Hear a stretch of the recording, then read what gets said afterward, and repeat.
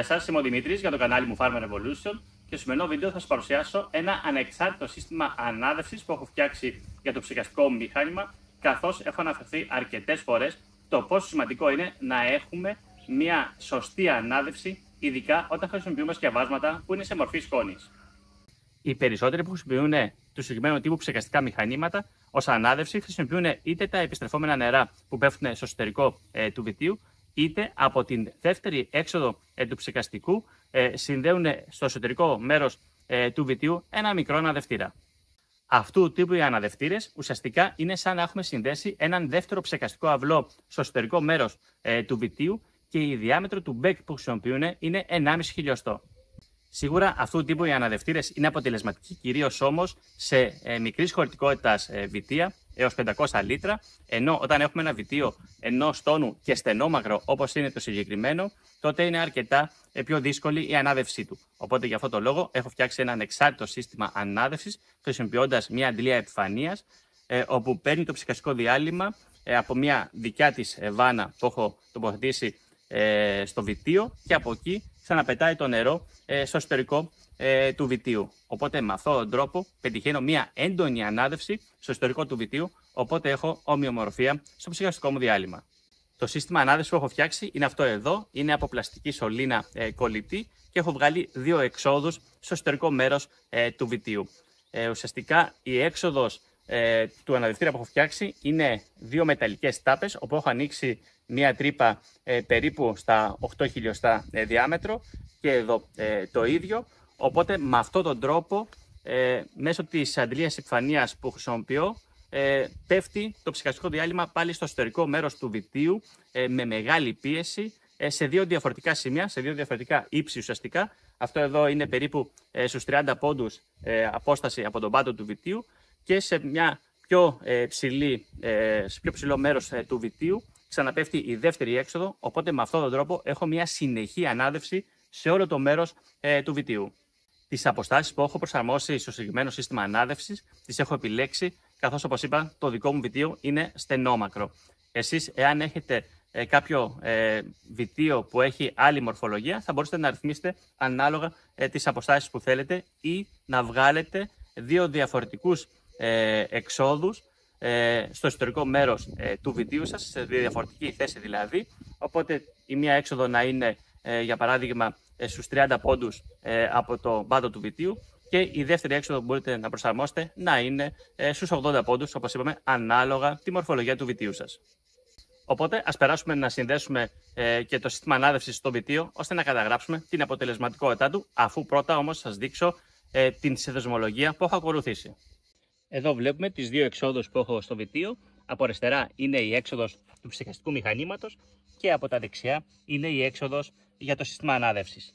Εδώ βλέπουμε τις αντλίες επιφανείας που έχω χρησιμοποιήσει. Η μία έχει 5,5 άλογα υποδύναμη και η άλλη 2,5. Θα τις χρησιμοποιήσουμε και τις δύο, ώστε να καταγράψουμε την απόδοση της καθεμίας.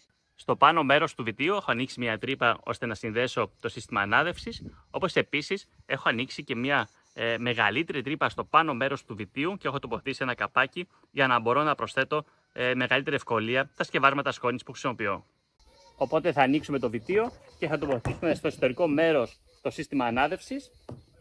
Και αυτό εδώ είναι το εξωτερικό μέρος από το σύστημα ανάδευσης που έχω φτιάξει. Και έτσι λοιπόν θα συνδέσω τα δύο μέρη. Οπότε αφού έχουμε συνδέσει τα δύο μέρη του σύστηματος ανάδευσης, ας δούμε και πώς είναι στο εσωτερικό μέρος. Και εδώ βλέπουμε τις δύο εξόδους στο εσωτερικό μέρος του βιτίου. Και με ένα λάστιχο θα συνδέσουμε την έξοδο από την αντλία επιφανείας με το σύστημα ανάδευσης.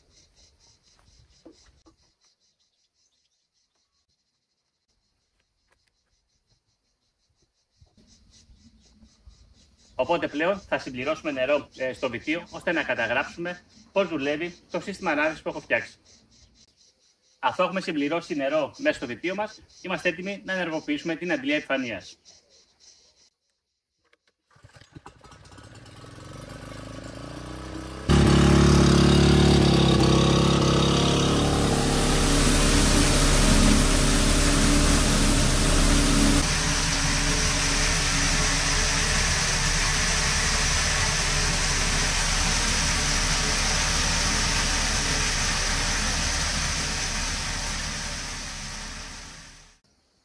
αφού καταγράψαμε την αποτελεσματικότητα της μεγάλης αντλίας, καθώς είδαμε με τι μεγάλη πίεση πέφτει το νερό στο εσωτερικό του βιτίου, οπότε πετυχαίνουμε μια πραγματικά πολύ έντονη ανάδευση.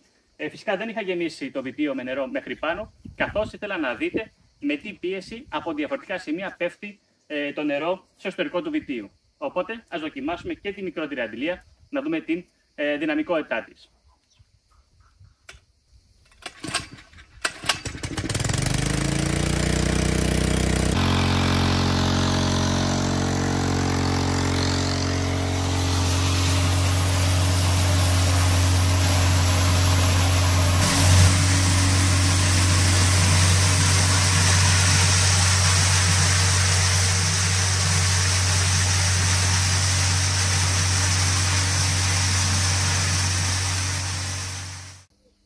Πραγματικά και η μικρή αντλία είναι πάρα πολύ αποτελεσματική. Φυσικά μπορούμε να ρυθμίσουμε την πίεση του νερού ανάλογα με τις στροφές του κινητήρα. Εάν ανεβάσουμε στο υψηλότερο σημείο τις στροφές του κινητήρα, πραγματικά ακόμα και η μικρή αντλία έχει πολύ έντονη ανάδευση στο εσωτερικό του βιτίου, όπως είδαμε.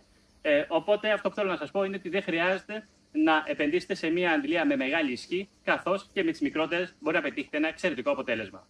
Οπότε τώρα θα συνδέσω και το ψεκαστικό μηχάνημα, ώστε να δούμε ταυτόχρονα την ανάδευση του βιτίου, αλλά και τα επιστρεφόμενα που έρχονται από την ψεκαστική μου αντλία.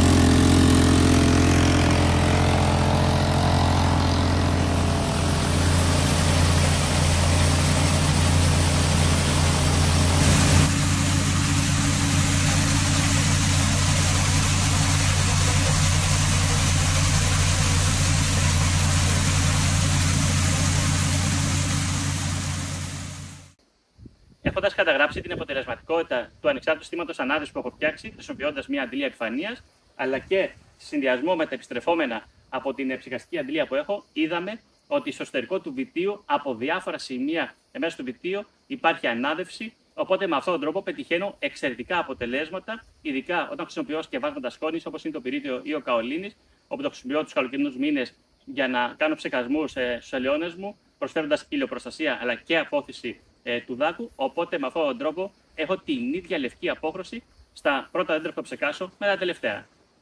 Όσοι δεν θέλετε να επενδύσετε σε μια αντλία επιφανείας, θα μπορούσατε να χρησιμοποιήσετε τα επιστρεφόμενα ή την δεύτερη έξοδο από την αντλία που έχετε και να τη συνδέσετε στο ανεξάρτητο σύστημα με τους πλαστικούς σωλήνες που έχουμε φτιάξει. Οπότε, στη συγκεκριμένη περίπτωση, θα συνδέσω τα επιστρεφόμενα της αντλίας μου στο ανεξάρτητο σύστημα, ώστε να δούμε τι απόδοση έχει.